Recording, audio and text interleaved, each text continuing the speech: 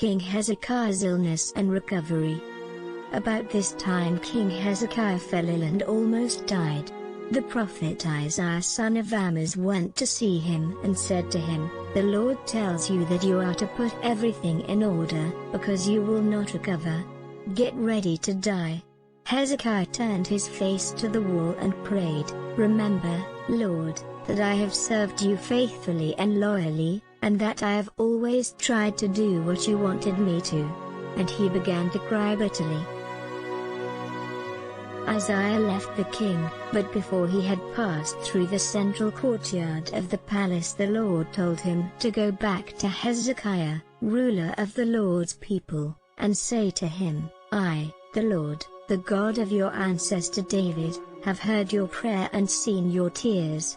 I will heal you, and in 3 days you will go to the temple. I will let you live 15 years longer. I will rescue you and this city of Jerusalem from the emperor of Assyria. I will defend this city, for the sake of my own honor and because of the promise I made to my servant David." Then Isaiah told the king's attendants to put on his boiler paste made of figs, and he would get well. King Hezekiah asked, "What is the sign to prove that the Lord will heal me and that 3 days later I will be able to go to the temple?" Isaiah replied, "The Lord will give you a sign to prove that he will keep his promise. Now, would you prefer the shadow on the stairway to go forward 10 steps or go back 10 steps?" Hezekiah answered, "It's easy to make the shadow go forward 10 steps. Make it go back 10 steps." Isaiah prayed to the Lord, and the Lord made the shadow go back 10 steps on the stairway set up by King Ahaz. Messengers from Babylonia. About that same time the king of Babylonia, Merodach-Baladan, the son of Baladan, heard that King Hezekiah had been ill, so he sent him a letter and a present. Hezekiah welcomed the messengers and showed them his wealth, his silver and gold, his spices and perfumes, and all his military equipment.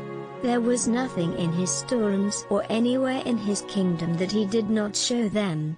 Then the prophet Isaiah went to King Hezekiah and asked, "Where did these men come from and what did they say to you?" Hezekiah answered, "They came from a very distant country, from Babylonia." "What did they see in the palace?" "They saw everything. There is nothing in the storerooms that I didn't show them."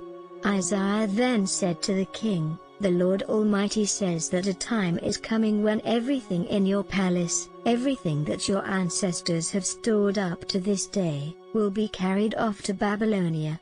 Nothing will be left.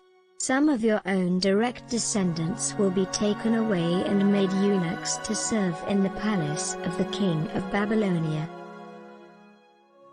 King Hezekiah understood this to mean that there would be peace and security during his lifetime, so he replied, "The message you have given me from the Lord is good." The end of Hezekiah's reign. Everything else that King Hezekiah did, his brave deeds, and an account of how he built a reservoir and dug a tunnel to bring water into the city, are all recorded in the history of the kings of Judah. Hezekiah died, and his son Manasseh succeeded him as king.